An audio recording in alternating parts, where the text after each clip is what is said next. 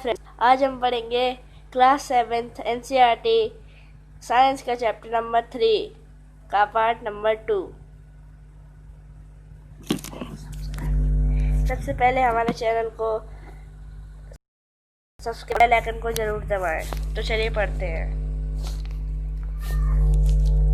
Pujo is wondering why it hurts when someone pull his hair but not when he goes for a cut। पूजो जो है वो सोच रहा है कि क्यों चोट लगती है जब कोई उसके बालों को खींचता है और उस टाइम नहीं लगती है जब वो अपने बाल कटवाने के लिए जाता है। और पूजो ये भी सोच रहा है कि क्यों जो कॉटन गारमेंट है वो हमें गर्म नहीं रख सकता है विंटर में, और वुलन क्लोथ रख सकते हैं, मतलब वुलन स्वेटर रख सकते हैं। उसके बाद हमें एक्टिविटी दी गई है, एक्टिविटी पढ़ते हैं।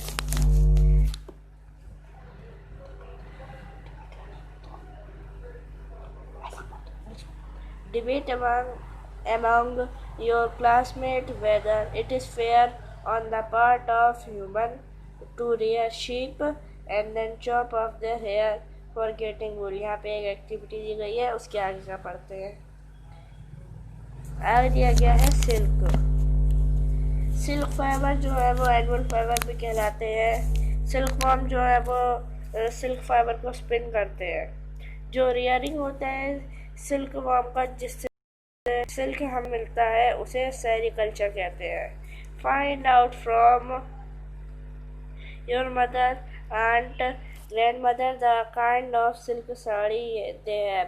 अपनी मम्मी, आंटी और ग्रैंडमदर से पूछो कि इनके पास किस तरह की सिल्क की साड़ी है, और उसके बाद एक जगह पे लिख लो।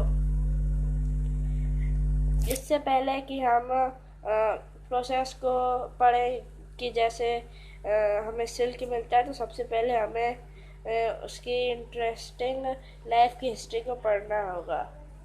Life history of silk moth.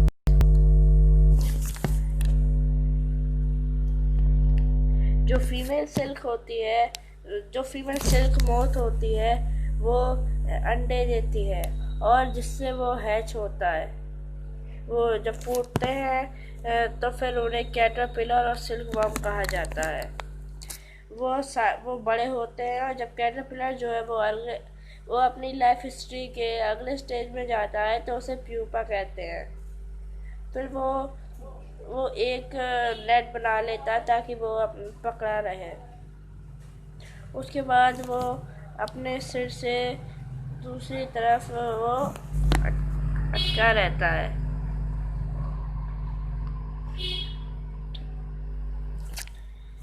In movement में जो हेड होता है कैटरपिलर का, वो उनमें से कुछ फाइबर निकलता है,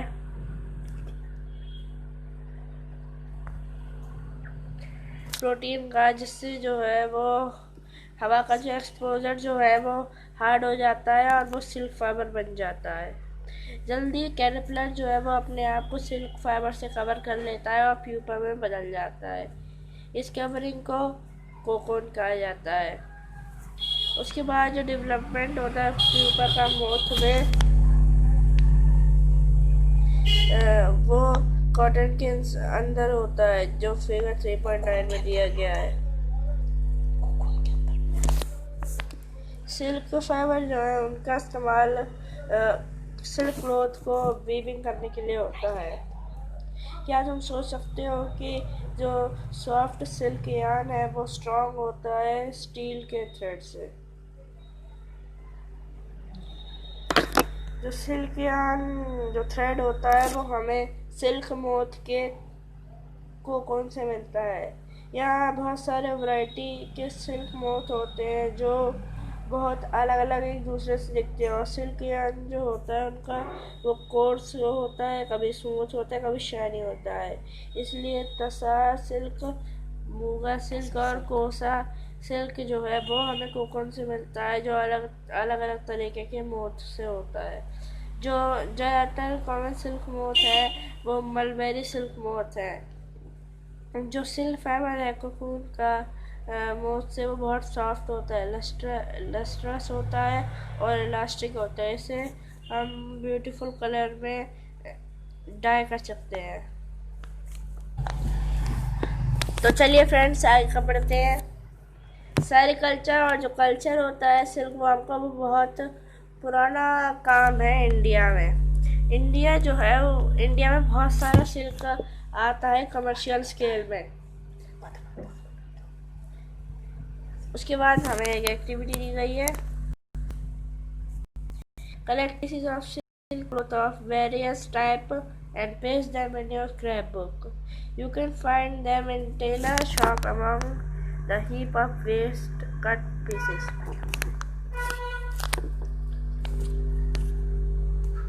तो यहाँ पे एक एक्टिविटी दी गई है जिसका मतलब है कि हमें सिल्क क्लॉथ के पीसेस को इकट्ठा करना है और उसे हमें अपने स्क्रैप बुक में लगाना है। हमें वो टेलर की दुकान पे मिल सकता है जहाँ जिस जगह वो कूड़ा रखता है।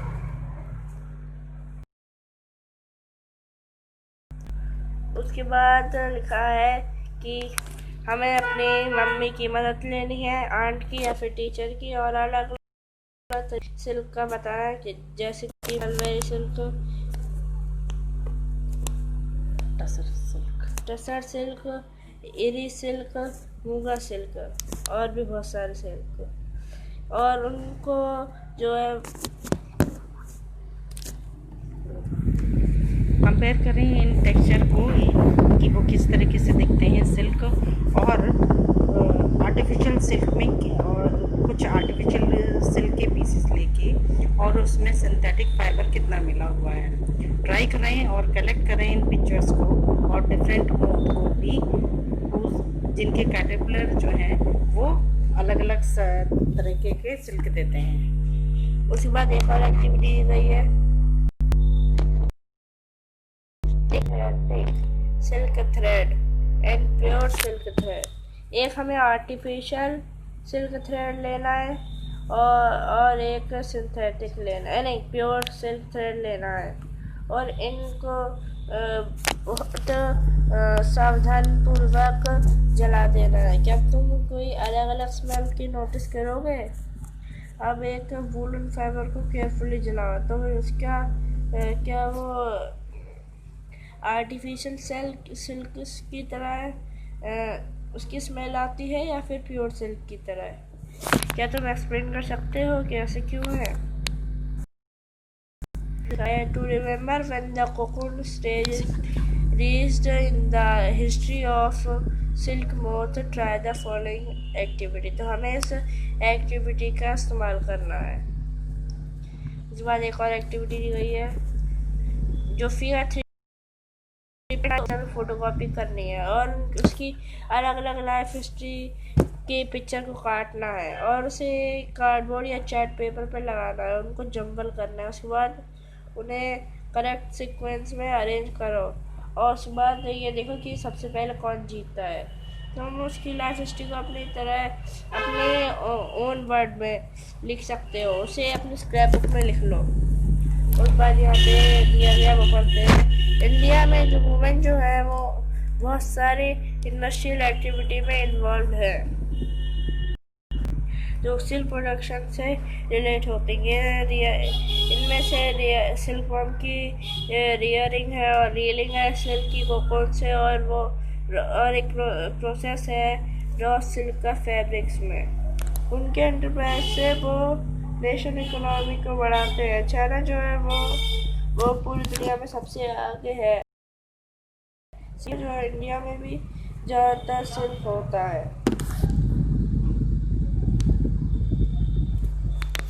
From cocoon to silk,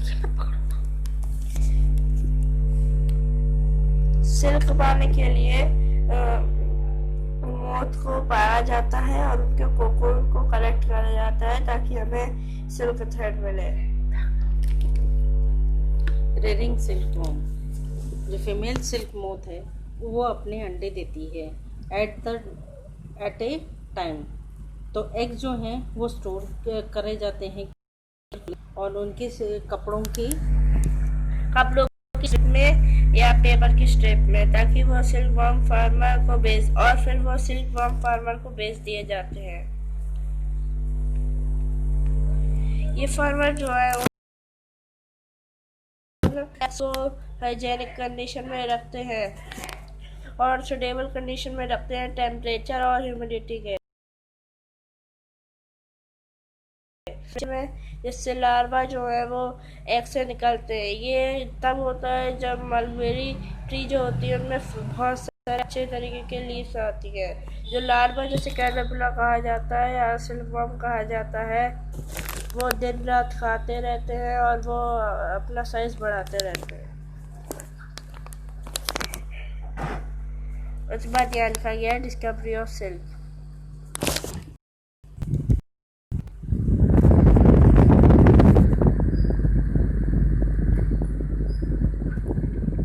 exact time of discovery of silk perhaps unknown. किसी को भी नहीं पता है कि सिल्क का उत्पादन कब से और इसकी डिस्कवरी कब से हुई। अकॉर्डिंग टू जब बहुत ही पुराने चाइनीज़ लेजेंड में ये लिखा गया है कि एम्प्रेस सी लंग ची ने कहा था कि एम्परर जो सम्राट थे वांग ती उनको कि वो जो पत्ते जो मलबेरी ट्री के जो पत्ते हैं वो खराब क्यों हो रहे हैं। हाँ, तो जो मलबेरी लीव्स को खा रहे हैं उसने ये भी देखा कि वो एक शाइनी कोकोन को एक स्पिन कर रहे हैं। उनके कोकोन जो है उनकी चाय के कप में गिर पड़ा और फिर वो अलग अलग तरीके के जो स्प्रेड है जो वो कोकोन से अलग हो गए। इसलिए सिल्क इंडस्ट्री जो है वो चाइना में शुरू हुई और वो सीक्रेट रखी गई 100 साल तक। उसके बाद ट्रेडर और ट्रैवलर ने सिल्क को देखा और सिल्क को दूसरी कंट्री तक ले गए।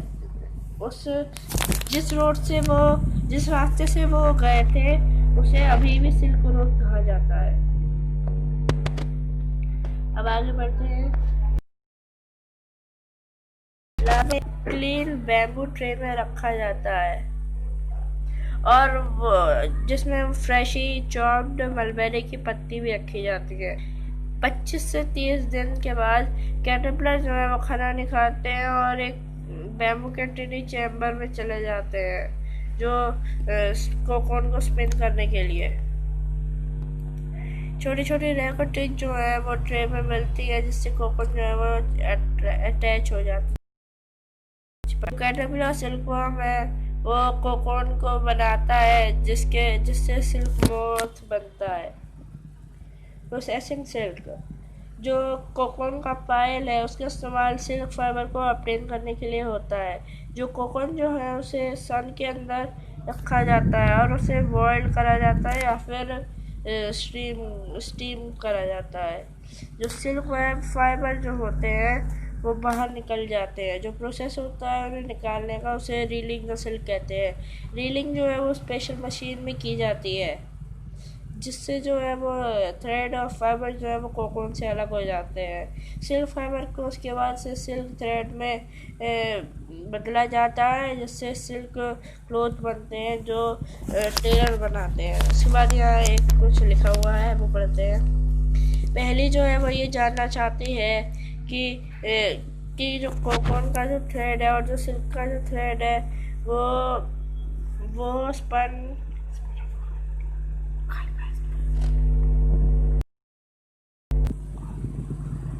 उन्हें क्या सेम तरीके से बुना जाता है। तो आज हमारा ये चैप्टर फिनिश हुआ। हमारे वीडियो को लाइक शेयर सब्सक्राइब करें और बेल आइकन को जरूर दबाएं। धन्यवाद।